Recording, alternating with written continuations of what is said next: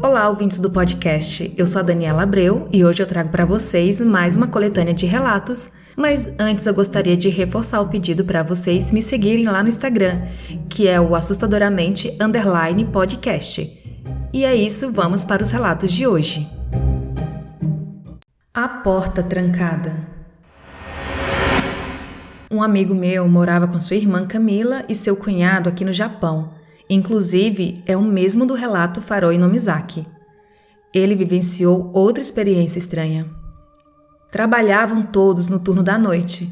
No dia em que tiraram suas folgas do serviço, a Camila e seu esposo resolveram fazer compras no mercado. Meu amigo não quis ir e ficou em casa.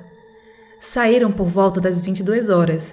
Muitos estabelecimentos aqui no Japão funcionam 24 horas, então eles iriam aproveitar a folga para fazer as compras. Como moravam no segundo andar, deixaram as luzes da escada acesa e saíram. Meu amigo ficou em seu quarto com a luz apagada e somente a luz do corredor acesa. Seu quarto não tinha porta. Ele ficou deitado em sua cama, virado para a parede.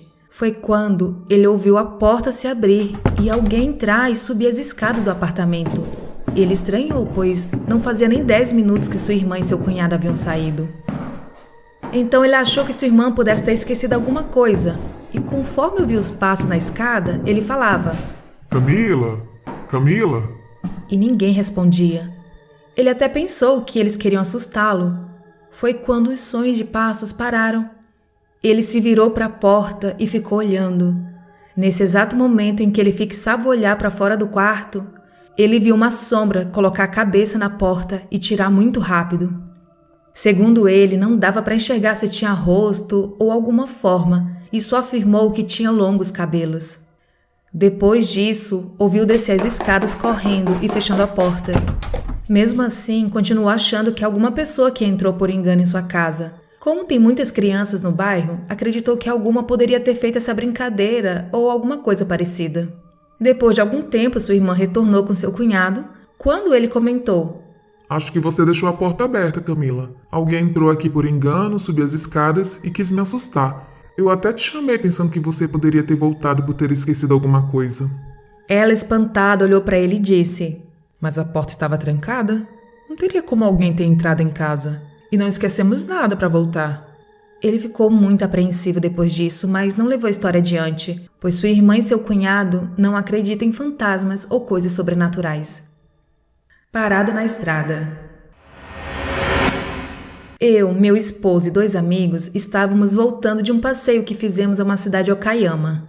Foi quando senti uma enorme vontade de ir ao banheiro. Aqui no Japão existem 2 tipos de paradas. Uma que possui banheiros, local de descanso e máquinas de refrigerante, e outra com posto de combustível, área de descanso, lojas de conveniência e refeições. Infelizmente paramos na primeira opção. Não tinha nada e nem pessoas paradas lá, somente a gente mesmo. Era por volta das 21 horas. Desci e fui sozinha.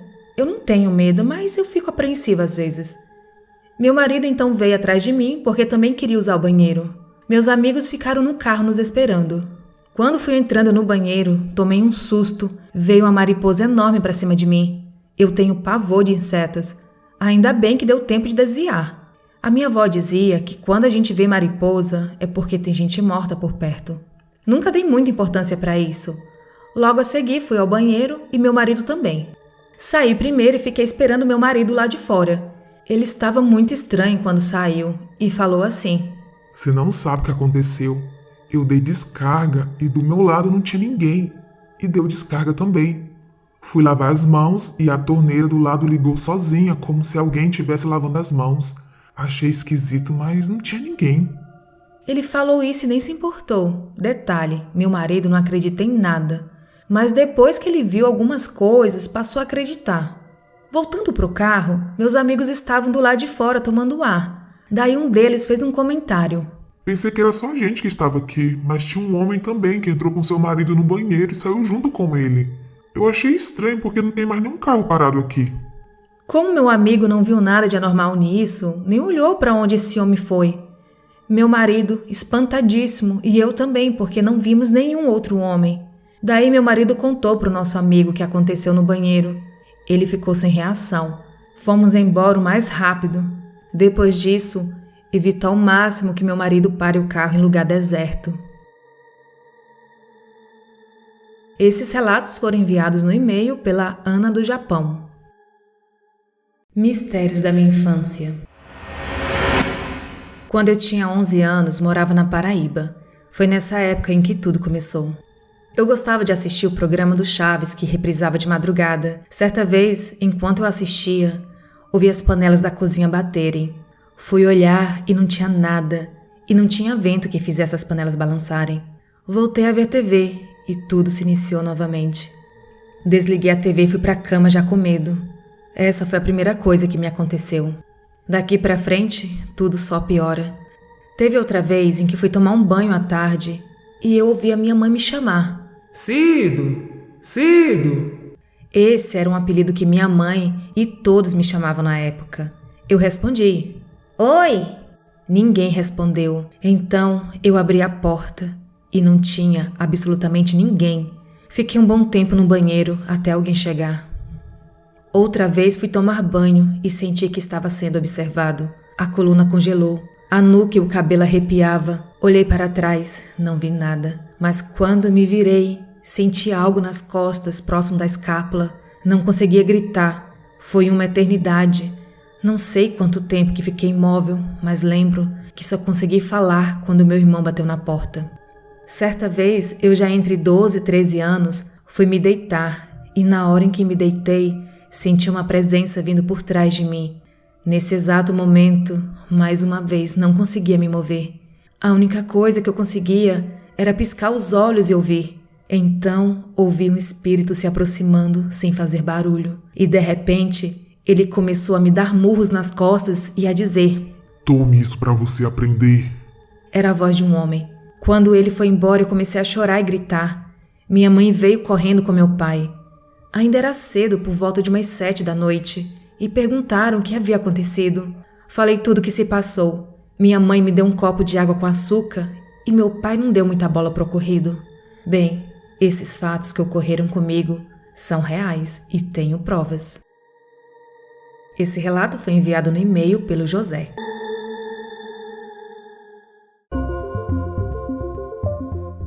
Seja um apoiador do podcast, acesse apoia.se/assustadoramente e contribua a partir de R$5 mensais ou através do Pix assustadoramente@outlook.com. O seu apoio é muito importante para a manutenção deste projeto. Contribua e tenha acesso a relatos exclusivos. O link está na descrição. Pessoal, vou contar para vocês um relato que foi enviado para mim lá no Instagram, pelo Otinei. Bom, o Otinei, ele ouviu o caso da Camila. Eu acho que está no relato 270, foi um relato que muita gente mandou mensagem para mim, até mesmo para dar alguns conselhos, algumas dicas para Camila. Muito obrigada a vocês. E o Otinei sentiu vontade de escrever porque ele disse que tem algumas coisas parecidas, mas que ele não interpreta isso como uma maldição. E sim um dom, no caso dele, é um dom que o protege. No começo ele ficou um pouco relutante para contar o caso, mas depois ele conversou com a namorada e irmão. Eles acharam legal ele contar, né? O pessoal vê que isso pode ser um dom, não uma maldição, né? Então, se a pessoa souber interpretar, ele pode ver que isso pode ser um aviso, pode ajudar as pessoas. Então ele começou a contar os casos que marcou muito ele. Então acredito que algumas coisas mais aconteceram. Então ele contou para mim 3 casos que marcaram bastante a vida dele. Bom, ele fala que trabalha com entregas. Então ele falou que costuma deixar o carro parado e trancado na rua. Aí ele entra na loja e entrega o produto. Ele fala que a maioria das pessoas atualmente paga através de Pix, de cartão. Só que algumas pessoas, principalmente pessoas mais idosas, têm aquele costume de pagar em dinheiro. Isso é um pouco complicado, né? Porque por questões de segurança. Ele fala que o local que ele mora não é muito seguro. Ele prefere não receber em dinheiro, mas enfim, esse cliente dele, um senhorzinho, pagou em dinheiro. Ele foi lá no comércio, fez as entregas. Quando ele retornava ao carro dele, que estava estacionado, ele viu uma menina sentada no banco de trás, fazendo o sinal de não, para ele não sair com o carro. Na hora que ele viu aquela menina, ele sacou que não era para entrar no carro, então ele disfarçou. Ele pediu para ir ao banheiro. Ele falou que não teve medo. Ele voltou, se afastou, né, e foi ao banheiro. que ele sentiu que ali já era um aviso e ele não iria contrariar. Ele falou que tinha 2 rapazes lá atrás dele. Ele, na hora que saiu, disse que esses rapazes assaltaram, não só assaltaram, como também atiraram nesse senhorzinho lá, esse senhor, acredito que seja o dono do mercadinho lá. Eu não sei o que teria acontecido com ele se ele tivesse entrado no carro, se ele seria atingido por um tiro, ou justamente foi nesse intuito dele se afastar e ir ao banheiro para não ser atingido. Mas esse aviso nessa menina, que se algumas pessoas vissem, poderia entender que é o demônio, né? Muita gente fala, é o demônio, é uma maldição. No caso dele, salvou a vida dele, né? Poderia ter salvo a vida dele, não sei, ninguém sabe o que teria acontecido. Se ele ou saísse com o carro ou permanecesse lá na loja. Aí ele contou mais outra história, também de livramento, envolvendo essas aparições.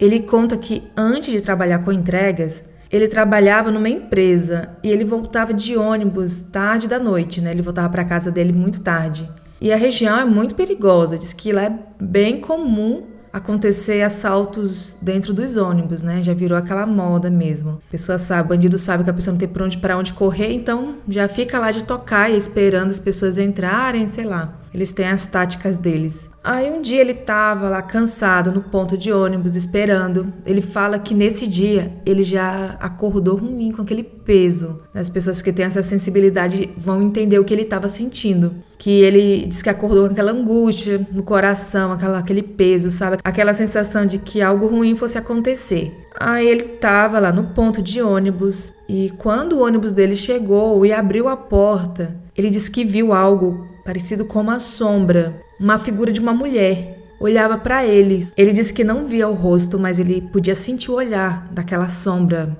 Ele conta que aquela sombra não apareceu naquele momento e já estava no ônibus. Na hora que o ônibus chegou, já vinha trazendo aquela sombra, que ele chama de espírito de morte. Naquele momento, ele já sacou que algo de ruim iria acontecer. Então, ele não entrou no ônibus, mesmo cansado ali, deixou o ônibus ir embora. Aí depois ele ficou sabendo, né, que um ponto depois foi anunciado um assalto que resultou em 2 mortes dentro daquele ônibus. Gente, então, outro livramento. A gente pode perceber que esse ouvinte, ele é protegido, tem algo muito forte que protege a vida dele, porque nem todas as pessoas têm esse dom. Porque se todas as pessoas tivessem esse dom, ninguém entraria nesse ônibus, muita gente, né? Poderia livrar muita gente, mas infelizmente são poucas pessoas que têm isso. Nesse caso dele, apesar de assustar bastante, né? Mas para ele é algo muito bom na vida dele. Então o que ele fala para mim é que muitas pessoas devem saber interpretar o que essas coisas querem dizer, né? Talvez essas aparições tenham alguma mensagem para passar para a pessoa. Eu falei que eram 3 histórias, na verdade são 4, então que a terceira depois tem mais uma historinha dele. Teve outro caso envolvendo um ônibus, caso bem interessante. Ele conta que estava dentro de um ônibus e de repente ele disse que pegou num sono, mas não foi aquele cochilo que você dá em ônibus, ele disse que foi num sono profundo, um sono gostoso. Ele apagou mesmo. Quando ele acordou, a primeira coisa que ele viu foi sangue lá no banco do motorista, uma menina com a cara muito assustada olhando pra ele. Diz que essa menina estava impressionada. Aí a menina perguntou pra ele se ele não tinha ouvido nada, isso impressionada. Aí ele perguntou o que aconteceu e ela contou, né, que os bandidos entraram, bateram no motorista e fizeram aquele limpa dentro do ônibus, menos nele que estava dormindo. Só que a parte mais estranha desse acontecimento vem agora. Ele conta que quando acordou, olhou no celular, ele percebeu várias chamadas perdidas. A mais interessante foi a da mãe dele. Ela ligou antes, durante e depois do assalto, né? Previu mais ou menos a hora que aconteceu o assalto. E o motivo dela ter ligado foi que ela estava em casa dormindo e sonhou que uma pessoa jogava um capuz nele. E enquanto isso fazia maldades com as outras pessoas, né? Essa pessoa que jogava um capuz. Depois o capuz era retirado e ele via sangue. Isso tudo no sonho da mãe dele. Isso assustou muito ela e ela ligou pra ele pra saber se estava tudo bem, né? Só que eu acredito que ela ficou mais aflita ainda, que quando você liga pra alguém e não atende, aí a aflição piora. E mais curioso também, gente, só curiosidades aqui, é que o celular dele não tocou. Por sorte não tocou. Ele conta que deixa o som bem alto, mas parece que ficou sem sinal naquele ponto mesmo, naquele momento do assalto ficou sem sinal. e não recebeu essas ligações. Enfim, foram várias coisas que aconteceram. Só que além da mãe dele, mais 2 pessoas ligaram para falar sobre o sonho estranho que tiveram com ele envolvendo o capuz. Foi uma ex-namorada e um amigo. Ele até conta, assim, por curiosidade, que a mãe dele e essa ex-namorada eram evangélicas e esse amigo deles, que é um amigo bem chegado, ele é de religião, ele pertence a uma religião de matriz africana. E todos eles tiveram esse sonho envolvendo um capuz. O amigo dele conta que sonhou que jogava um capuz sobre o ouvinte, né? E ele dormia e acordava no outro dia. Bom, eu fico pensando, de repente esse capuz, ele não só fez adormecer no ônibus, como também deixou ele invisível aos olhos dos bandidos, porque eles poderiam muito bem acordar a pessoa ali, roubar, pegar, revistar o bolso, enfim, né? Bem curioso esse caso. Agora mais uma história, a última, que ele me contou, também uma outra que marcou bastante. Ele fala sobre um cliente que ele conheceu e ele não gostou. Por esse motivo, ele não fechou negócio com esse homem. E o motivo dele não ter gostado desse cliente é que ele via atrás desse homem uma mulher e uma criança. E eles olhavam estranho para ele. Ele sabia que aquilo era muito estranho, que não era coisa desse mundo, assim, era espiritual mesmo. E foi difícil explicar para as pessoas o motivo da recusa em fechar negócio, que esse homem queria revender os produtos dele. Porque as outras pessoas gostaram do homem, diz que esse homem era muito simpático, carismático, mas aquela visão fez ele se sentir muito mal. Ele disse que nem conseguia ficar perto do homem. Agora imagina você conversar com alguém, com 2 pessoas, né? 2 almas ali grudadas. Apesar dele estar acostumado a ter essas visões, mas ele não conseguiu. Foi uma sensação muito ruim. Agora vem a explicação. Diz que 3 anos depois, esse homem ele foi levado pela polícia, pois ele era um foragido de outro estado. E o motivo, ele assassinou a esposa e o filho. Então isso marcou muito, né? Ele nunca esqueceu, nem vai esquecer. Ele acredita, o que ele viu foi a energia daquela mulher e daquele filho clamando por justiça. E isso faz muito sentido. Bom, gente, esses foram os relatos do Otinei, que ele mora em São Lourenço da Serra, São Paulo, que mostra que essas visões podem também ser muito boas, apesar de assustadoras, são boas, são avisos. Então vocês que têm esse dom, fiquem atentos, que talvez tenha algum recado, alguma explicação. Então o que ele pede para vocês é ficarem atentos e interpretar esses sinais. Tá bom? Tinei, muito obrigada por seu relato.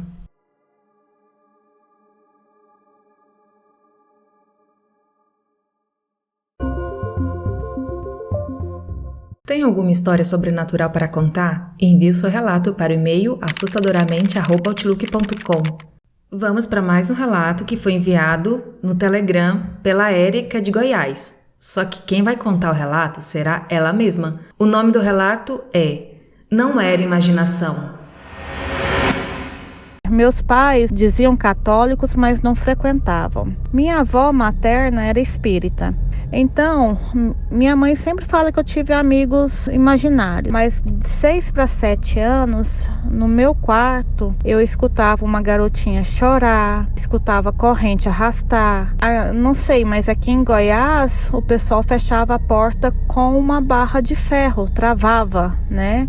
Com uma barra de ferro. E quando a gente pega aquela barra e joga no chão, ela faz um tilintar, um barulho característico. E eu escutava. E eu tinha muito medo. E minha mãe e meu pai falavam que era vizinho, que era rato, que não davam moral, né? Que falava que criança tinha dessas coisas. Até eu contar para minha avó. Aí a minha avó pegou, sentou comigo, me ensinou a rezar a oração do arcanjo, né? Do anjo da guarda. E falar com essa menininha que ela já não pertencia a esse mundo, que ela não precisava chorar, porque era só ela seguir para a luz e rezar muito. E assim eu fiz. Mais ou menos uma semana depois, eu escutei essa garotinha rindo no meu quarto. mais escutei ela, mas as coisas paranormais na minha casa só eu escutava. Era triste, continuava. E isso foi muito tempo. E eu rezando, falando com a vovó, passei a ir ao centro. Teve até um relato que eu comentei com você aqui, que não é só querer, você tem que fazer, né? A minha avó explicou que eu era muito nova para ter essa missão, que eu precisava amadurecer mais, e com as orações, eu frequentando, eu parei de escutar. Passaram-se os anos, meus pais reformaram a casa. E nesse intermédio aí, minha mãe passou a frequentar, a acreditar, porque eu fazia o Evangelho segundo o Espiritismo, o Evangelho do Lar, na minha casa. Isso eu já estava com mais de 12 anos já. Foi um bom tempo de, digamos assim, de corpo fechado, que o pessoal fala, né? Aí meus pais resolveram reformar a casa. Aqui em Goiânia, em Goiás, assim, tem muito fogão caipira, que é aquele fogão a lenha, tudo, o pessoal gosta. Inclusive, a gente tem lá na fazenda até hoje. E nessa casa, no setor aqui, né, de Goiânia, tinha esse fogão a lenha. Aí meus pais quiseram aumentar a área e destruíram. Dentro desse fogão encontraram um mini caixão com alguma cinza dentro. Eles estavam lá. Então, depois que isso tirou, nossa, eu até arrepio agora te contando o relato. Depois que retiraram, a minha avó fez a oração, tudo, colocou uma vela para o anjo da guarda. Essas coisas pararam, né? Diminuíram bastante. Esse foi o início, né? Pararam. Então, eu acho que era alguma coisa avisando tudo, e eu passei um bom tempo sem ver nada, só sentindo. Eu sentia muito, tá? Então esse foi um dos primeiros relatos que eu tenho lembrança, e depois eu conto mais.